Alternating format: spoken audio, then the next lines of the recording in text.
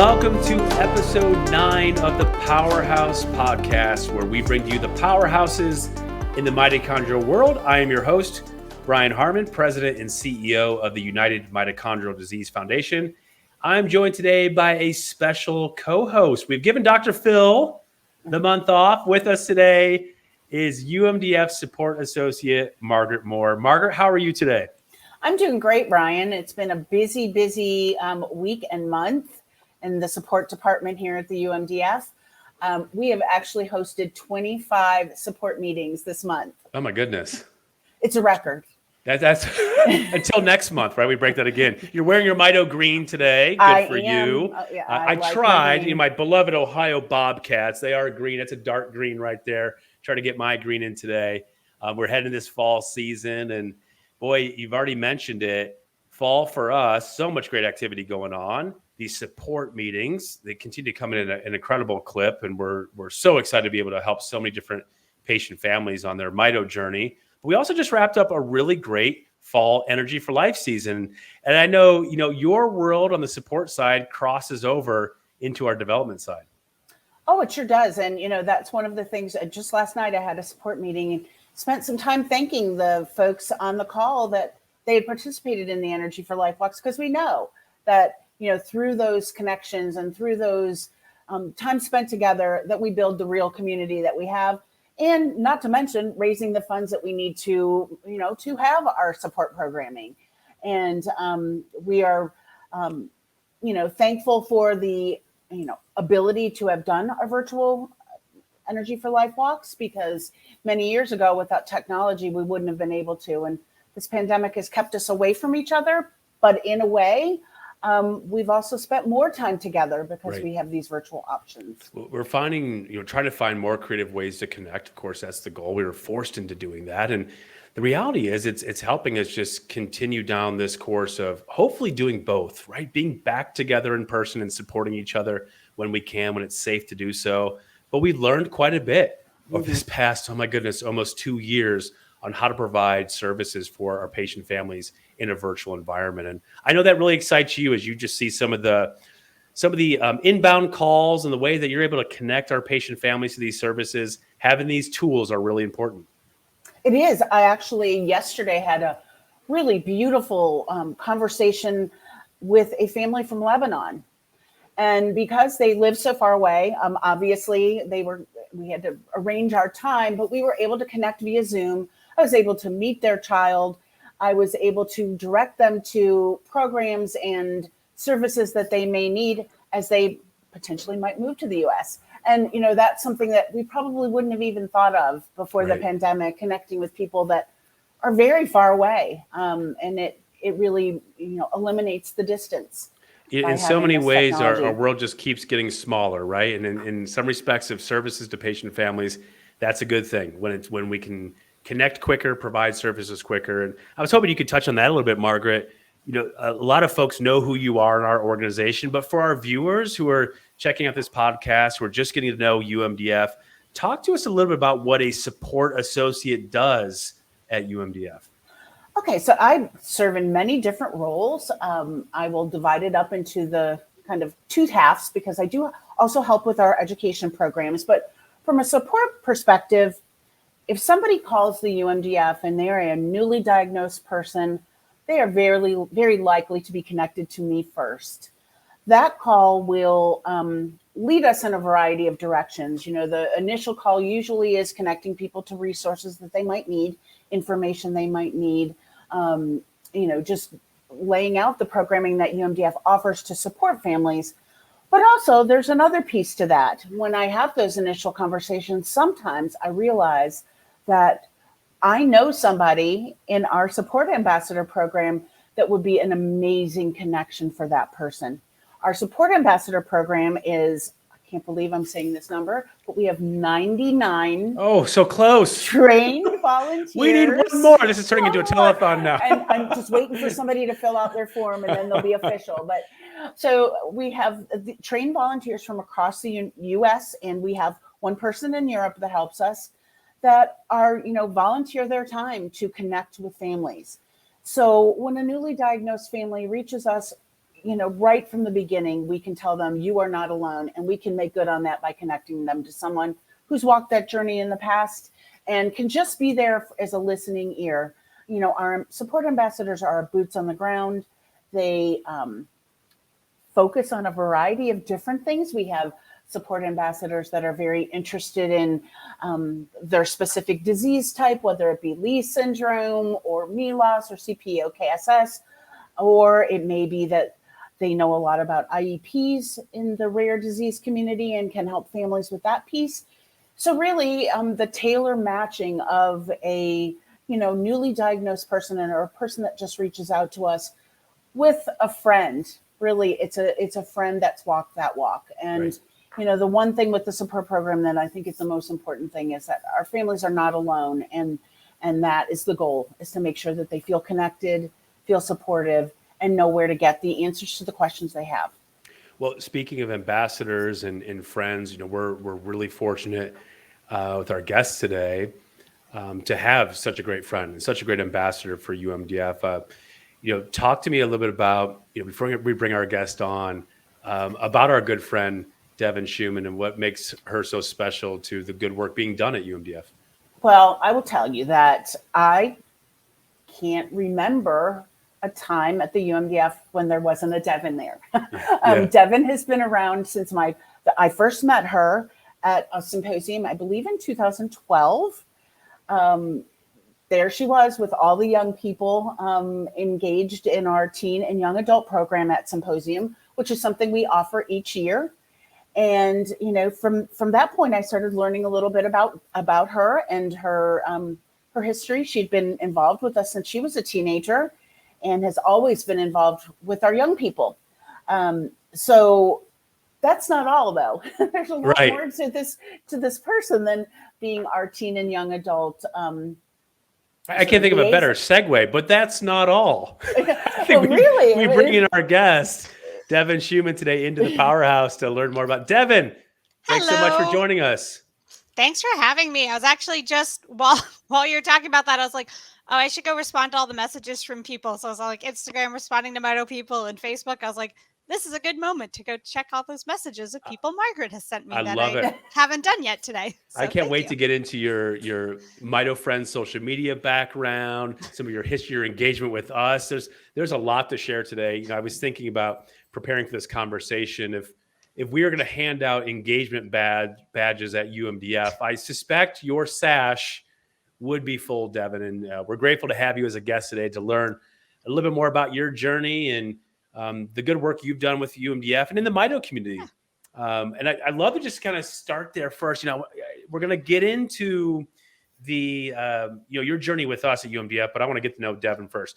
Besides the fact you've got the best background we've seen yet on the Powerhouse, love the screen. You've got your green today. We've all checked the green box for Mito today. That I didn't think about till you guys were pointing it out. I was like, oh, I could have upped the green. I have a lot more green in my house. I didn't know that was a theme. I also have a mitochondria stuffed animal that lives in my bedroom. Oh, nice. You can buy them on Etsy for $35 to $50. Tell us about this. What is a mitochondria? It's a mitochondria. Yeah, it's a little mitochondria plushie. And I actually have a photo of it somewhere on my phone because I texted it to a student who's shadowing me the other day. I mail them to people when they're having a hard time. So when one of our friends, Grace, was in the hospital, we sent her a giant mitochondria because it's a smiley face and it's so cute and happy. So I send those around to people when things are just rough because it's there it is. Cute. Oh, perfect. Oh, it is cute. It's like this big. Yeah, and it comes in blue, purple, and pink. And I possibly single-handedly support this woman's Etsy shop.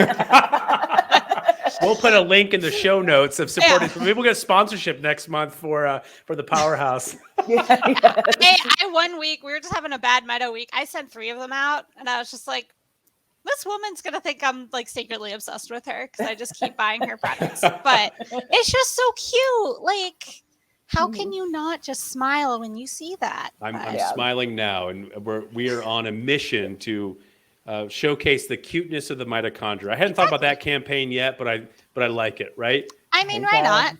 There's a lot of Etsy products. There's like little pins and little cartoon stickers, and there's even Pride mitochondria on there now, where they have all the different Pride flags. So yeah, nice.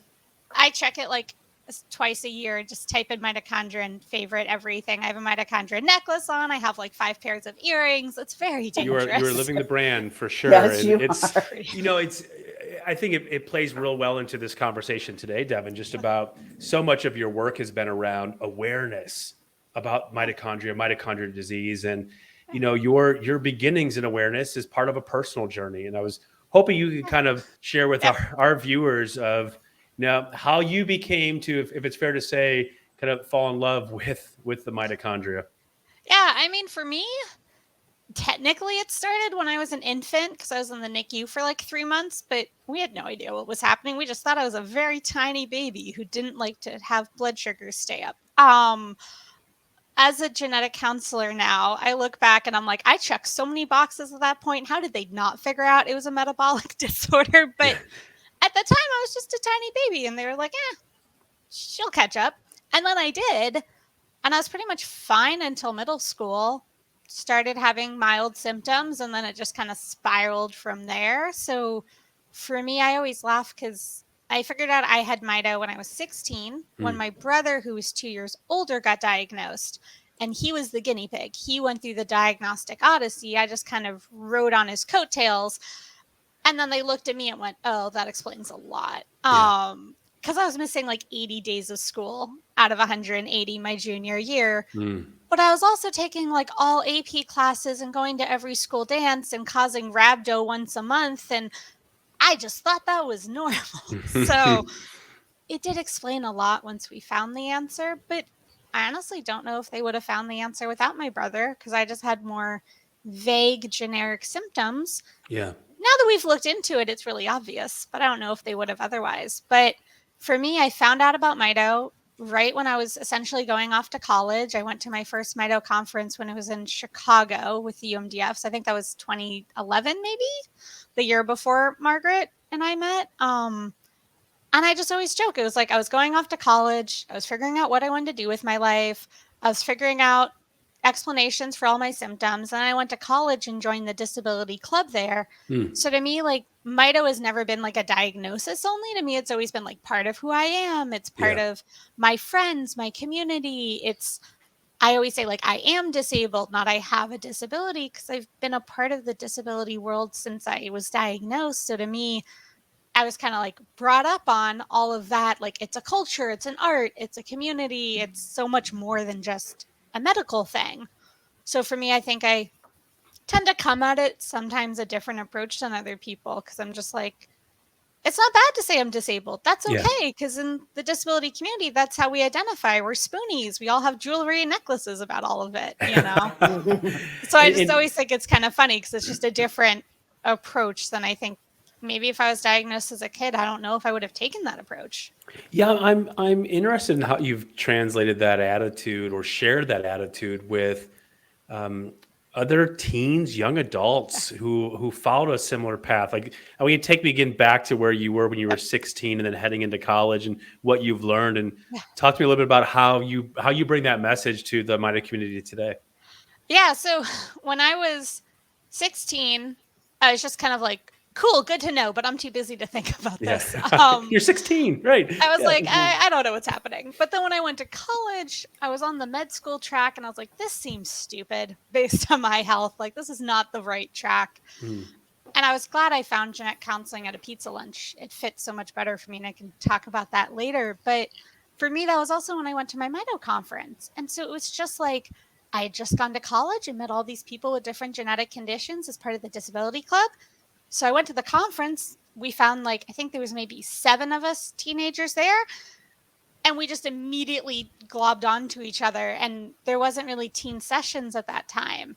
So we just were like this roving group of teenagers. I didn't use a scooter at the conference at that time. So it was like 3 of us pushing 3 people in wheelchairs, just running off and ditching the parents. And parents are like, wait, where are you going? Like, we'll be fine. We won't. We're being leave the teens, hotel. right? Yeah, and we would just disappear. And Rachel Pipp, I met at that first conference, and Renee Ruth, and a lot of people I'm still best friends with. And I kind of joke, like, it's not like I started a Facebook group to meet other teens or got involved because I was like, I want to volunteer.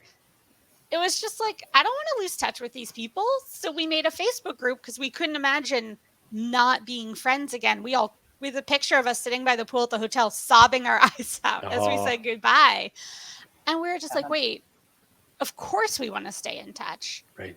And then when people heard about that group where we found other people, they were like, well, of course we want to meet them. Like, we want more friends. Friends are awesome. And then a decade later, it's like 500 people. And we're like, okay, now we have a lot of friends. But I think for me, I'm so passionate about sending people to conferences and meeting new teens. And now we do a Zoom call every Friday night, trying to get new people to come to it. That's one of the people I was messaging as a guy who we're trying to get to show up.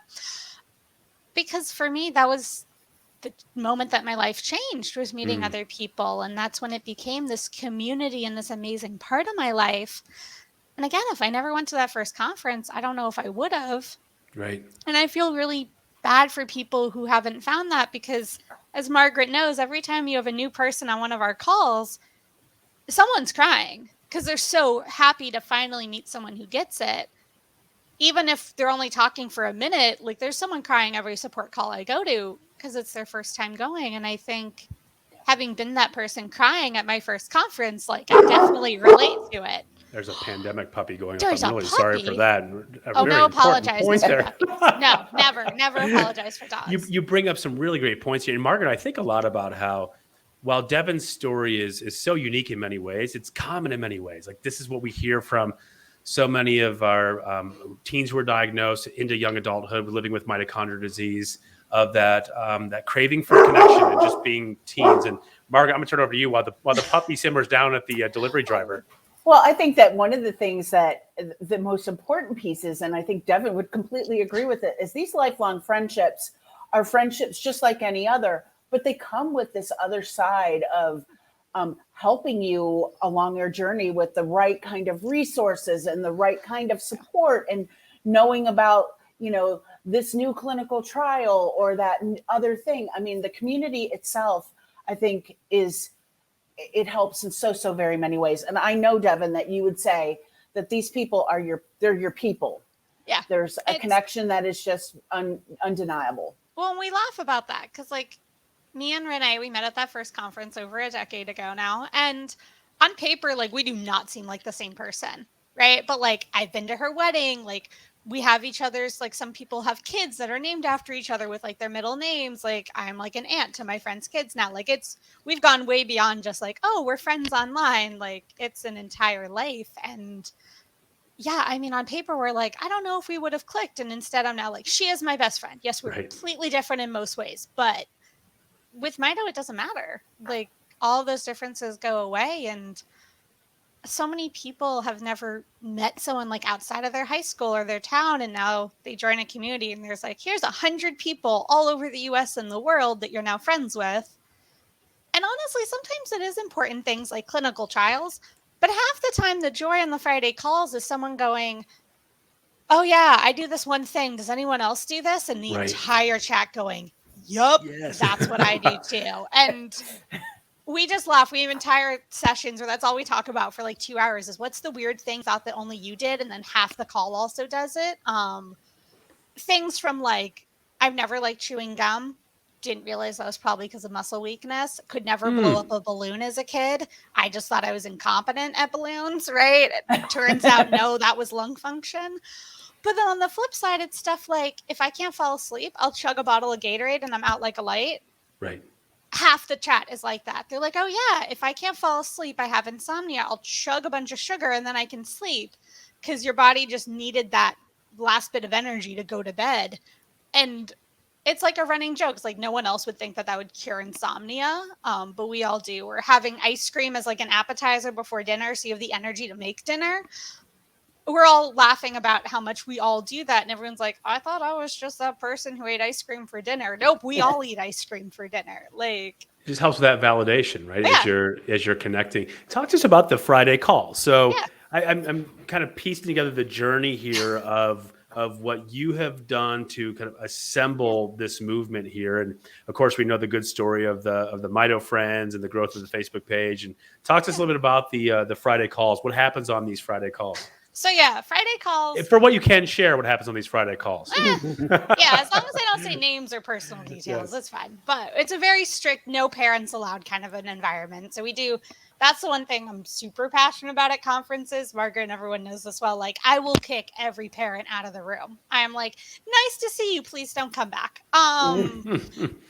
Because I think it's just such a different conversation when you know your parents listening than not. And there are some parents that we know that are there because their kid needs help using technology or whatever. And, we always are like, hi to the parent in the corner, and they wave their hand and then run away again. But no, we just started it May of 2020, March, April. It was a while ago now. And we've had every single Friday. The only ones we've skipped have been a couple of holidays, and often we'll then do a call on Facebook or somewhere else instead. So it's not like we're really gone. It's just somewhere else. And it's just informal. We all get together. There's like 2 or 3 dozen of us. And the first 20 minutes are just chaos. Everyone's saying hi, ranting, sharing, showing their pets. And then we start introductions. I call on everyone and we just say name, age, location, and we answer a random question. So this week's question for tonight is, we already picked it ahead of time, and I'm proud that I remember it because I'm horrible at my memory on these calls. That's now a running joke. I'll be like, did you introduce yourself? And they're like, yes. I just did. And next person. But again, everyone gets it, so it's fine. Our call question this week is, if you were a horrible child as a kid, what's the worst thing that you've ever done? Oh, goodness. This is great. We're not playing now, though. No. Save that for your calls. No, but like, we do stuff like that. We do like, what's your favorite animal? We do, what was you like as a child? What do you want to do when you grow up? Like anything. Sometimes they're medical, but usually it's really random things. And everyone says their name, age, says their location. If they don't want to talk, then they'll type it out and someone else will read it out loud. Most people have their cameras on, but not everyone, and that's totally okay. Right. And then we have captions the whole time too, just so people know that if they want to join. It's auto captioned, so sometimes we just laugh at how bad it is for the whole call, but we did that the first one. But no, and then we just chat, and the last hour is just random chaos. If people have questions they want to talk about, talking about school, accommodations, medical stuff, dealing with siblings, COVID, isolation. Sometimes all we do is talk about our pets for an hour, and it's a show and tell of everyone's cat and dog, and I'm there for that. When they bark on a podcast or in a meeting, bring them up there, right? But we don't allow them just to bark. We are like, take us to your leader. Mine's too heavy to lift right now. I would. Well, we've had one member that took us to the barn to show us her pigs on her phone. So cool. We're committed. And we have 2 birds that are on the call, mine and another girl's African gray, and they talk on the call too and teach each other things now via Zoom. So this is a very diverse agenda for the Friday calls. We don't have an agenda unless it's a holiday. So for Halloween this year, we're going to do costume contest. We did trivia last year, so we're trying to think of other spooky games we can play. And then we're also going to we always do like a photo booth. So we do breakout rooms and I'll take pictures and stuff. So I've got pictures with Santa, pictures from prom, pictures from Halloween. It's really fun. And if there is a young adult who's just starting their mitochondrial journey or getting connected with us or with you, how do they go about being part of this? Email Margaret or find me on Facebook. Oh, what a softball I lobbed you, Margaret. Right. Well, typically what will happen is either the person will come through Mito Friends to Devin and then will come to me, or a family will reach out to me and say, I have this, my child's a teenager. And what we like to do then is sort of a soft introduction. So I'll introduce first to Devin so that the family can get acclimated to, what to expect and all of that, so that new person comes with enough information that they can kind of hop right in and be a part of it. Also, it is on our event calendar every week, and you can register right there. So that's another way that people. So right at umdf.org, folks can connect with us there. Yep. Of course, connecting through the support form on our website, through social, and And really, I mean, Margaret, you alluded to this at the beginning of our conversation.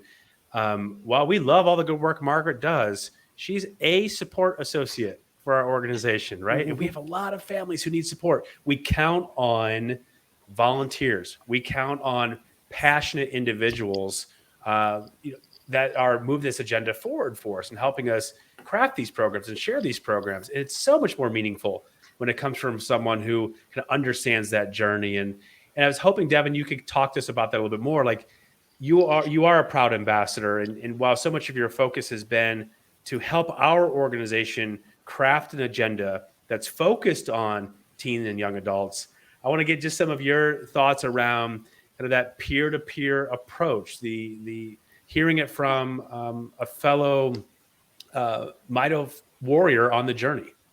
Yeah, I mean, for me, it is so different than talking to a doctor, even as a provider. Being a provider, it's still a different conversation.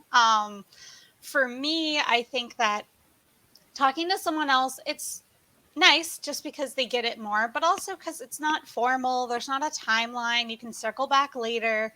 And I think there's less of that pressure to like respond right away or phrase your question perfectly. Like you're more likely to say, is this really weird thing actually relevant than you would to your doctor? Because sometimes you're like, is my doctor going to think I'm crazy if I say this or think that I'm really reaching? And instead we message each other and everyone's like, here's the name of probably what that symptom is. Bring that name to your doctor and they'll know what you're trying to say. And of course we try not to give medical advice. I can't say we don't, because that's the reality of talking to friends. We all give our friends advice, like take Tylenol and stuff. But I find what's really nice about young adult peers is that I think a lot of us are still used to the school method. So a lot of us cite our sources.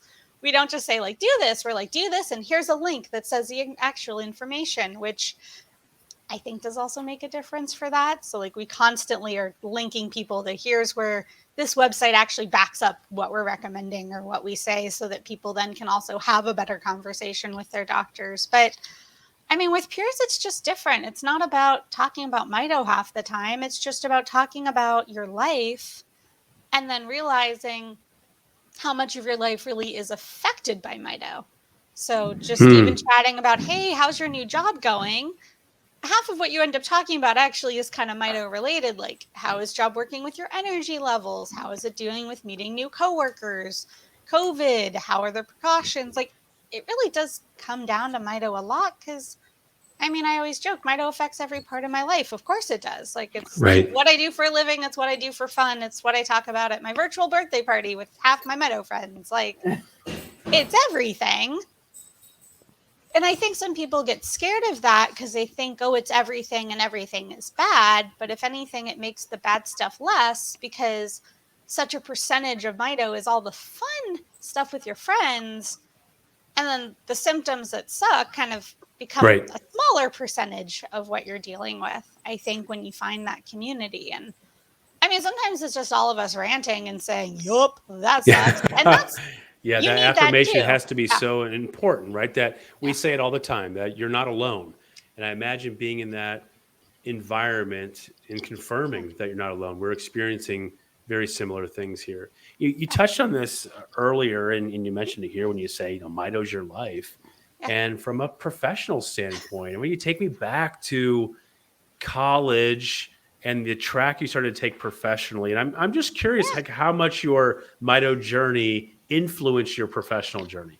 Oh, completely. So I actually never heard of genetic counseling before I went to undergrad. So I maybe talked to someone when I was getting diagnosed, but it was like for 5 seconds. So I didn't actually remember till later. And I was like, oh, that's who that was. But no, I just went to a talk and there was a genetic counselor talking about how medicine didn't feel like the right fit for her. She wanted to have time to talk to patients. She wanted to be focused on the support side of it, really answering people's questions, building those relationships, helping translate all the medical jargon and making a patient feel heard, and not just thinking through what does a result say, but like, what does it mean? How does it impact your family?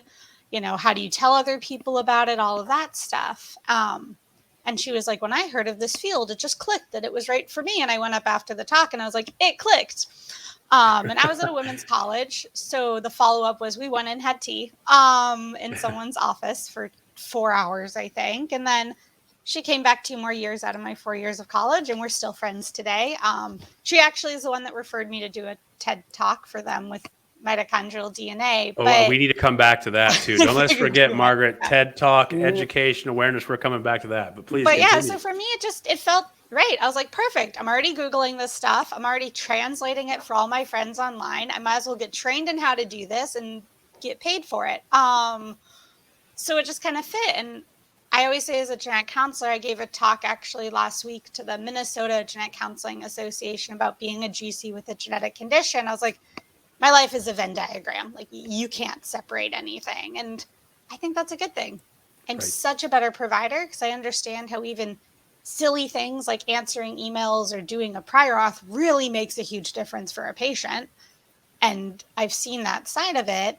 I've also seen friends go through a lot of stuff. So if a patient has an opinion or a thought about something, I've usually heard somebody else have it. So if nothing is sort of shocking or new, I'm always like, in my head, I'm like, yep, I've had 3 friends who've been through that scenario. And so I think it makes me a better genetic counselor, but then it means I can also take it back to the mito community. And now it's like, anyone has genetic testing, I get tagged on a post being like, can you explain inheritance patterns? Can you explain this result? Can you Google it up? Yeah, I was going to ask you. So tell us. Yeah. So for a viewer who's checking this out, who doesn't really know what a genetic counselor does, give me the TED Talk. Well, the 60-second TED Talk on what a genetic counselor does. What a genetic counselor is it's a master's degree. So it's not going to med school. It's a totally separate track. And you essentially just learn how to research, explain, and evaluate genetics. So my job is just to be an expert on everything genetic. Can't do a physical exam, can't do an ultrasound to see where the baby is. I used to work at a pregnancy center, so I always had to clarify that detail. But it's my job to take the family history, explain the results, figure out what testing is indicated. If it's negative, what's the next steps? Try to make sure that we're ordering the right test on people, that we're consenting people ahead of time so they really know what they're signing up for. And even basic things like knowing there's only a 10% chance or 40% chance we'll find an answer for this test. It costs this much money. You should know that walking into it so you don't think it's even simply the end all. Well, definitely this is going to make or break something. So for me, it's just being there for patients. I've worked at an autism center. At that job, I did some research with an autism registry online. I worked at a high-risk pregnancy center for almost 3 years after that. And now I work telemed, prenatal and preconception genetic counseling. So couples planning pregnancies or planning to use egg or sperm donors, doing IVF, all of that stuff. So sometimes I just talk about medication safety during pregnancies. Sometimes I do donor intakes, take their family histories so couples will know all about them. Other time, I'm explaining abnormal pregnancy results and saying, is this truly what's going on? Is it not? What can we do to find out more? And kind Margaret, of I think about how much we talk about the total care team, Margaret, and we know how important the role the genetic counselor is. And this is something we hear from our patient families. When we ask them to identify the care team, the folks are helping move things along for them. As a matter of fact, that I was on a virtual support meeting this afternoon. And one of the topics that came up with the group is that they would love to have a genetic counselor speak to them to help them understand their disorder better. Mitochondrial disease is crazy complicated. And physicians aren't trained on how to say things plainly sometimes. And the genetic counselor, I think, is the person that our families really need to lean on to take that very complicated information and put it in a way that they can understand it. And then it makes sense to move their family to the next step.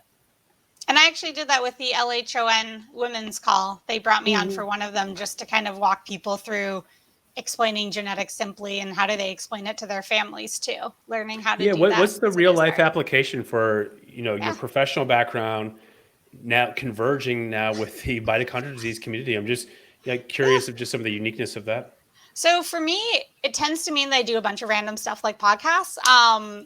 This is like the third one I've done in the last 2 months randomly. There was a genetic counseling one about like students learning, do I want to become a GC? There was another Mito one. Like, I say yes to anything. It's got to be the nice background, I have to think. But no, so like, I've done those. Because I'm involved in this stuff and people know that I like it so much, like I'm on a medical advisory board for a totally unrelated genetic condition, because they were just like, you like answering questions, will you help us out? I'm like, sure. So I'm on that one randomly. I helped a friend's student. They're publishing a book on genetics for kids about a little puppy and how he learns about his recipes. So I was like helping with that. Like, I give college lectures sometimes to genetic undergrad students about what genetic counseling is and is this the right field for you? I field calls from students who want to be GCs. I think I'm averaging a call a week now for like 3 months. Like, I do that in my free time a lot. And it means that I get to do fun stuff like this, and that I get to go talk to other GCs about the disability community. I get to talk to Mito people about that too, and kind of bring in that side of it. Tell people what TED Talks to go watch and stuff for learning how to talk about disabilities. And I mean, I just think it's fun. It makes everything more interesting. I've had random companies try to consult with me because they see my work for the Umdf or genetics. And when they find out I do the other side of it, they're like, oh, wow, that's perfect. And people just find me on Twitter randomly, usually. You're discoverable for sure. Mm-hmm. Well, I tell you, one of the things that caught my eye, you mentioned it when the TED Talk came across my desk.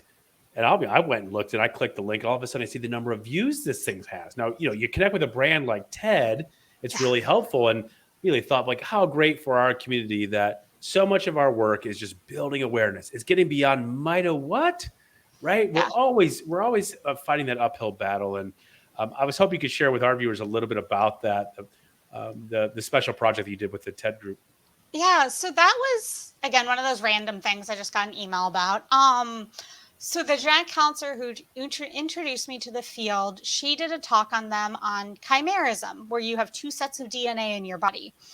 And I guess they asked, anyone who knows anything about mitochondrial DNA? Our group has been interested in doing a video on that for a bit. And she just sent me the emails, like, if you're interested.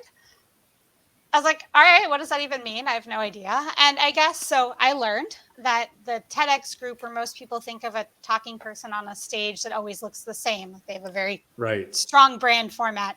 They also do educational cartoon videos. So what they do is they have a content expert, which is what I did, that either helps them write a script or helps them edit a script on a particular topic. I wrote it.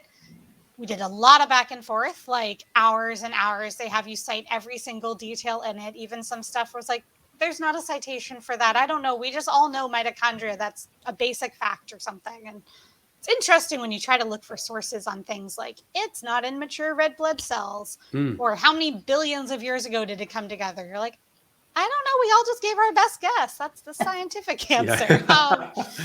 But yeah, and it took like 6 months, and I got to write the script with them. They edited a bunch, sort of what were their questions, what did they want to focus on, and then you work with an animation team. So they send you the slides, and you try to make sure that they're scientifically accurate.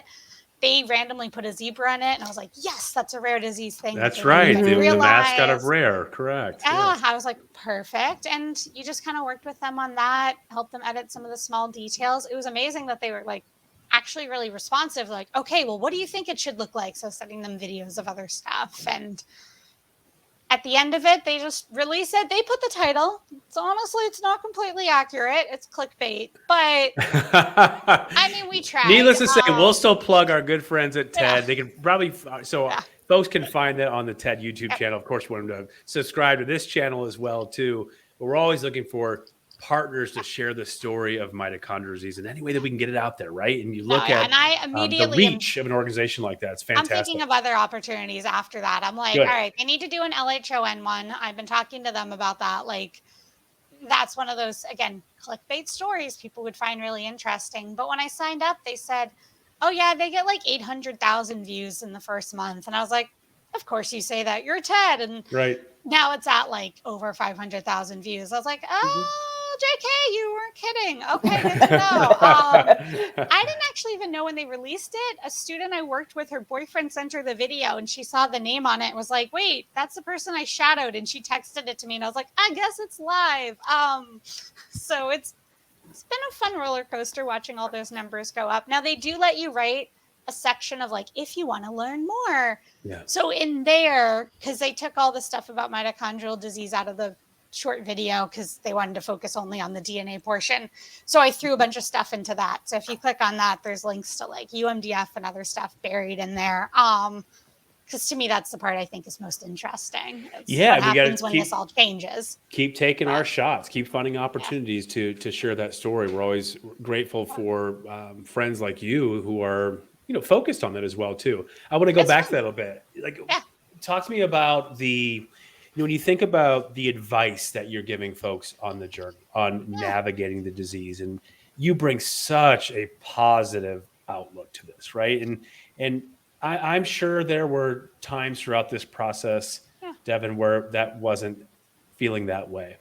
Yeah. And I'm hoping you can just give some advice to some young adults who may be on this journey. And what do you share with them? How do you promote that positive energy? There's a couple things. The first approach I always take is emotion validating. And that's something I learned actually in undergrad going to a women's college. We're really big in our feelings about feelings and stuff.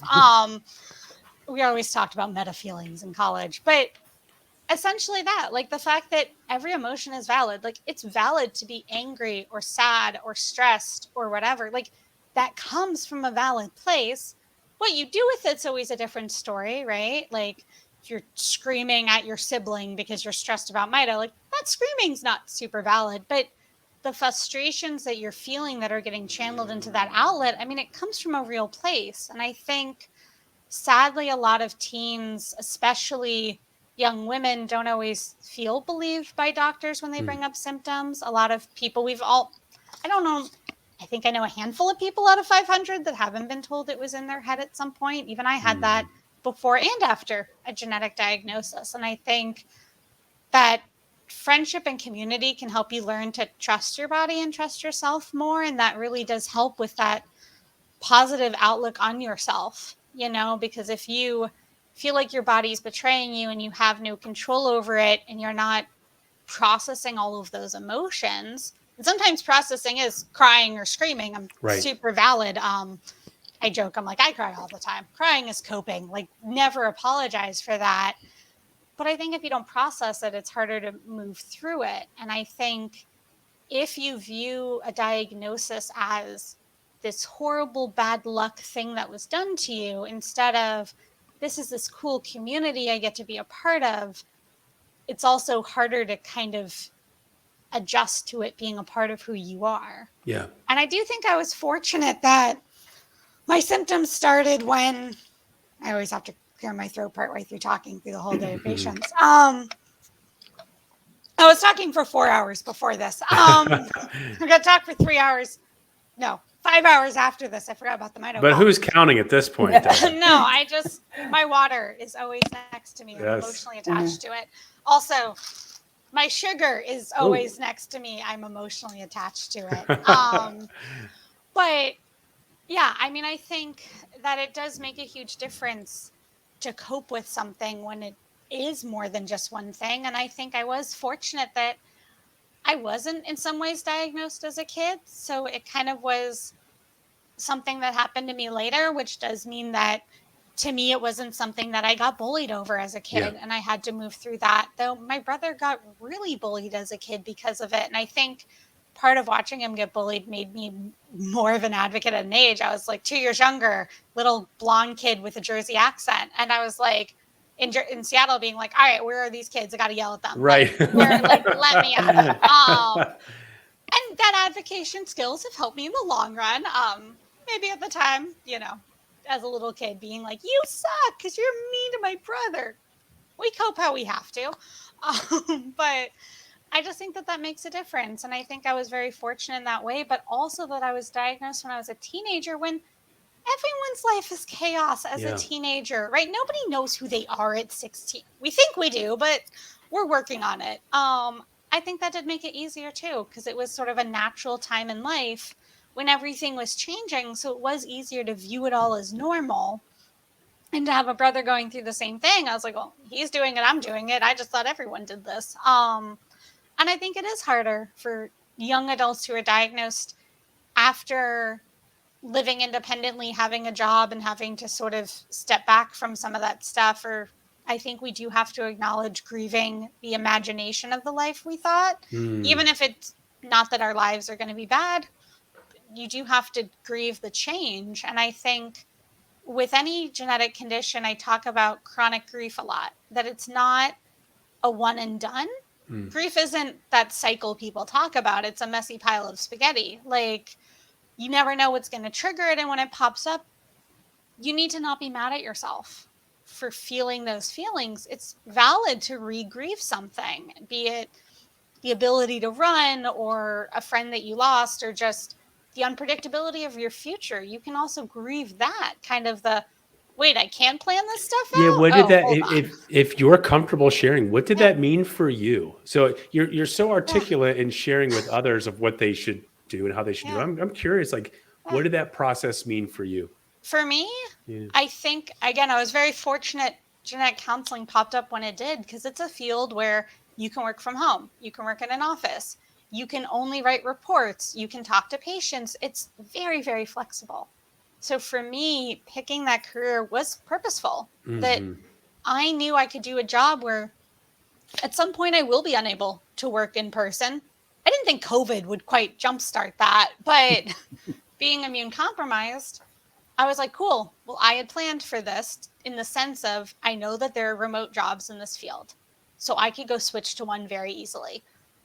I know that my current job, you can do part-time, full-time, you can change what hours you do. I work 12 to 7 on Mondays so patients can be seen after hours, but it also means I can sleep in one day a week by a while. And I picked a career where I could do that. And I think it's part of why I really advertise the career to other people. There's a lot of flexibility there. And I think that's a really helpful thing with something like mito, where about every 2 years I develop a random new symptom, but you can't really pick which one it's going to be. Right. So having something with that flexibility really did help. And I think for me too, I did plan around colleges I picked, trying to get into less debt because I don't know if I'll be able to work for as long. So going to med school and getting in that kind of debt, if I decided to go that path, I probably would have dropped out halfway through and just had a pile of debt and nowhere to go with it. So for me, I've really tried to integrate all of that. For me, my brother lives at home with our parents. He can't live on his own right now because of his mito. And when COVID happened, I was like, I'm going to move home so we can hang out together. If we're going to be isolated, let's hang out with family and make those memories. But I kind of always knew, I ran around. I lived in Vegas before here, Pennsylvania before that, California before that. But I knew I was always going to come home because eventually me and my brother will probably end up living together and I'll end up helping take care of him or vice versa. Like, that's mito. So I wanted to make sure I never lost that really good friendship with him, right? Like, I didn't want to be that sibling where you're distant for 20 years and then you get forced back together and you're like, who is this person? So we've always stayed friends, and I've always prioritized coming home and hanging out and keeping that relationship going. And I mean, that is something I've purposefully done. I mean, granted, we were good friends to begin with, so it wasn't hard to do. But, you know, people are like, well, when are you going to move back to Seattle? And I was like, well, it's always going to happen. I'm never going to live somewhere else because he's always going to want to live here. You know, this is where the good medical care is too for us. Like, I'm going to come back, and I had to plan around that. The rest of life you can't really predict, so we just all try our best. But some of those big things I did try to do on purpose. And again, I'm very privileged that I was able to, that I had the health to go to grad school, that I had the parental support, that I could afford to do that, and XYZ. Like, I actually had a whole slide on my presentation last week about privilege and how having a genetic diagnosis, being white, having a high socioeconomic status, being educated, having a career as a genetic counselor, all of that put together gives me a lot more opportunities than most people and gives me the chance to do what I do. And if you take any one of those away, you know, it's really hard. And I think we don't always talk about the privilege of having a genetic diagnosis and how that affects mito patients and access to care. Like, there's privileges that I think we all could acknowledge more. Right. Again, that's the millennial in me, but I think I don't want to put out there like, oh, I could do all this, because this might not be an option for some people. Well, clearly a part of you too is just an incredible self-awareness. I think that's what makes you a real powerhouse for us. Is when you bringing spend a that lot of time perspective. alone and thinking, Yeah, right. And you had that like, introspection, I imagine, right? You're alone with your thoughts, and you have an opportunity to decide what kind of outlook am I going to take on this, and fully appreciating and respecting that that's not for everyone, and that's okay too. Going back to your kind of identifying your emotions and realizing that all those emotions are valuable, not just validated, but valuable in navigating this journey. So I want to dive into that a little bit. Clearly, you are a person who values friendship. You value those lasting connections you've made, and you have an incredibly positive outlook on how you approach everything. I can't imagine that was just something that was 100% innate inside you. I bet it's a big part of it. But talk to me about the influences in your life. Who are the powerhouses in your life who have kind of made Devin who she is today? Honestly, I think a lot of it was innate. I was a little child that would walk up to strangers and start talking to them. So I definitely have some advantage there. Like, yeah, I can tell. You're born with it. Yes, I was always a bubbly little child. So to some extent, having that baseline happiness that's high, there probably is a genetic component to it, and I do thank my genes and just random brain chemistry for that. In terms of influences, honestly, I've always struggled with that question because in some ways I was never the type to be like, I look up to, Michelle Obama or like this celebrity person, because I didn't know any of them. It always felt kind of weird to me to like idolize someone you've never met, because to some extent I feel like that dehumanizes people too. When you're like, I don't know this stranger, but I feel emotionally connected to them as if I know them, which is not fair because I don't know them. And I'm sure their life is more complex than what you see on TV or a book. So I honestly think my major influences have always just been my friends and just the people I meet in life who do such an amazing job just living and are imperfect and have flaws and have bad days, and watching people move through that to me has always been the big influence. Is I've always had friends that will admit when they're wrong or when they do something stupid or they put their foot in their mouth. And I joke that in the Mito world, we're just out of energy. So we can't we don't gossip. We don't beat around the bush. If we make a mistake, we just say it because we're like, it takes too much energy to dodge this. Like, we're just going to be blunt at this point. And I think it does help when you're just like, I'm out of energy for BS. I'm just going to do it. It's what it is. I mean, I think for me, I always get a little hesitant with that question too, because of a term that most people flinch when I first say it, but I can explain it. Have you guys ever heard the term inspiration porn before? Have you heard that before? Margaret, I've given her the lecture. Well, I actually just took a class last week, and it was something that came up, and Kara Strittmatter, our meeting event director, and I had a conversation about it. It's something that is important. And I think that Devin is amazing because she's Devin, not because she's a person with Mito that can do things. Right. So I'll explain it for Brian. You can watch, there's also a TED Talk by Stella Young called I'm Not Your Inspiration. Okay. Every parent, every person working with a rare condition should watch it. Every provider too. Stella Young, I'm Not Your Inspiration. Stella Young, I'm Not Your Inspiration. Mm-hmm. Or close to that. Maybe I'm not just. But anyways, what it is it's this concept of people sharing videos of people with a disability who are doing something quote unquote normal, going food shopping, running a race, doing well on a spelling test. There was a video I saw the other day of a uncle who was playing with his nieces and nephews, and it went viral. But it went viral because he has Down syndrome. Yeah. No one would virally share a random video of their brother playing with a baby. But since he had Down syndrome, everyone was sharing it with phrases of, isn't this wonderful? Isn't that spectacular? It's so inspirational to see somebody having such a bond. It's the reason that we'll look at someone doing something they're doing to just live. Yeah. And it turns into an inspiration because they have a disability. And it's really common in the rare disease world. It's everywhere. It's honestly how we get a lot of funding. So I fully like it's what people do. But when people share a kid finishing a race with some caption that says, if they can do it, why can't you? You just dehumanize that entire child's experience. That is such an incredible perspective, a reminder. It's really common in the disability world. Yeah. It hasn't quite made it over to the medical and rare disease world yet. But I think that it's so important because I think sometimes it's hard for teens or young adults with conditions because when they go food shopping, strangers pray for them. Right. And they're like, I'm in my PJs. I just want to get my food and get out of here. And when you go to the doctor, every accomplishment gets built up so much. And you're like, I was just doing my homework.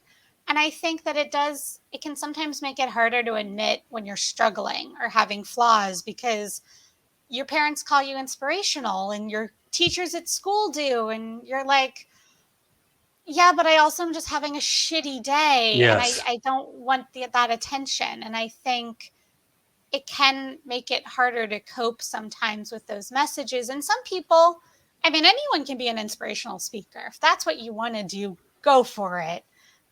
I just think that I always get really careful when I talk about idols or inspirations or influences because, I mean, yeah, I'm inspired by my friends, but that's the same way anyone's inspired by their friends. Right. It's not because my friend, I mean, I think my friends are exceptional, but it's not because they have Mito that they magically are. A shout out to all of Devon's friends on today's awesome Powerhouse. And I think it's incredible perspective. I'll be honest with you, I've never thought of it that way. And I'm so glad you brought that message to us today, right? And I will say, while there are so many things that inspired by the work being done in this community, you're not our inspiration, Devin, right? When I think about... if you want to inspire peers, yes, that's fine. We can inspire each other. Absolutely. Well, I think you're just a part of us, Devin. I think there's no UMTF without you. I mean, you are a part of what we do. And if that's inspirational to somebody, great. But really, you're just an inner part of the way this community works. And, you know, I have said that, you know, throughout the pandemic, there have been a lot of like ups and downs, but there's in just in general, really, with this community, the best part of it, it's just the people. That's right. It's just the people and who they are for where they sit at that moment. That's the best part. Margaret, it's the perfect bow in our conversation today with Devin, right? It's always been about people. Yep. It's people like Devin that we count on, to be quite honest with you, to move this forward. We are a small but mighty team. And even when we got 99, almost 100 ambassadors strong, it's still not enough, right? We need more connections. We need more opportunities for patient families so they can hear this perspective. They can hear perspectives from folks like Devin, who have found a way to take this journey and put a somewhat make it a vocation, right? The way I hear you talk about this, Devin, and it's something I will say we're very, very grateful for, and grateful for your time today and spending with us and sharing these important pieces of wisdom and some important links that we'll make sure are in the description today to check out some of this good work that Devin has done and some of our friends from around the globe have done as well too. It's making Mito a diagnosis, changing into an identity. I mean, that's how I put it. Like, it's who I am, and I'm cool with that. Now we're putting that on a T-shirt. Look at that in the show notes as well too. Devin, thanks so much. My friend can design it. Hit up Monica. She'll make the T-shirt. Look at this. All the plugs. We have plenty of friend plugs for yes. Plenty of friend plugs today. Some good pearls of wisdom. Devin, as always, we're so grateful for your support.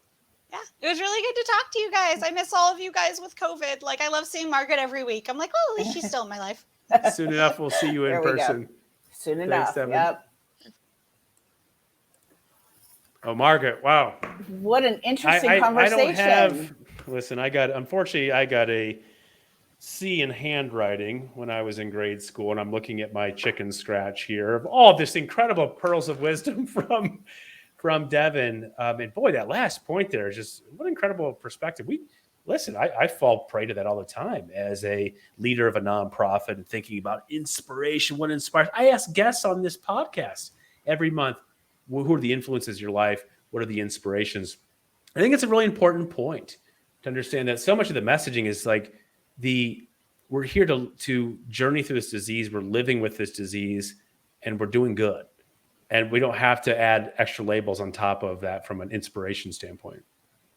You're right. And I think conceptually, it's a little bit of a challenge to think about. But when you understand it, I've kind of known about this for a long time from my background in working with people with a variety of disabilities. But you always have to think of the message, who is the message serving? And that message always should be, serving that individual. It shouldn't be to make the person that doesn't have the disability feel good. Right. It's never about them. It should always be about our families and their journey and what they've experienced, not to make me feel good that I saw this, this person doing, like she described, an everyday task that anybody could do. That's right. But I think with Devin, her passion is so evident and so obvious that community means everything. And, I hope that we at the UMDF can continue moving forward and finding new ways to strengthen our bond, strengthen our community, and bring more people together. Well, again, I was just going to say that I'm leaving today charged with it's always focusing on the people that we're serving, right? And the people who are serving our organization to, find ambassadors like Devin who are, finding ways to bring a real positive energy to, let's admit it, this isn't lollipops and bubble gum that we're dealing with here, right? Mm-hmm. These are serious issues and folks who are on really tough journeys, and we need those positive vibes to be a part of our service, and we're grateful for that. Yep, and not being alone. It's the key to all of it. It's always easier to go through something when there's someone walking beside you. That's absolutely, that should drive us every single day, right? Find more ways to connect. To that end, Margaret, I'm grateful you've connected with me today as our co-host on the Powerhouse. We'll be sure to have you back again. I'm sure Dr. Phil will allow you to jump on as co-host again. Good. Well, it was very enjoyable, but I knew it would be because, Devin is such an interesting person and brings so much to the conversation. Well, a special thanks again to our guest today, Devon Schuman. A special thanks to Margaret's puppy, Daniel, who did not pipe up during the call today, unlike my puppy, Shori, who barked at the delivery driver once today. So special thanks to the pups in our world, but most importantly, all the powerhouses in our Mito world who are really helping us move this mission forward. We're grateful for your support. And until next time, go fast, everyone. Thank you.